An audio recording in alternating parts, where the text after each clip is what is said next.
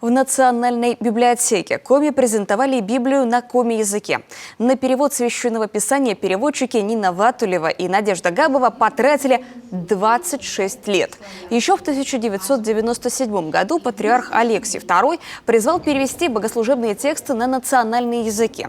С этого момента началась кропотливая работа. Были подключены эксперты Академии наук и Международного института перевода Библии. В Коми комиссию по переводу возглавил настоятель Свято-Троицкого храма села Слутка Сыктывдинского района иеромонах Николай Размыслов. Огромную трудность представлял поиск терминов, соответствующих высокому слогу боговдохновенных писаний. Коми народ формировался в суровых условиях северной тайги, и это естественным образом наложилось на языке.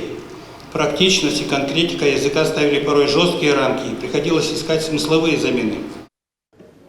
Библию на коми-языке отпечатали в 5000 экземпляров. Священные книги передали во все приходские библиотеки, воскресные школы, а также в городские и сельские книгохранилища.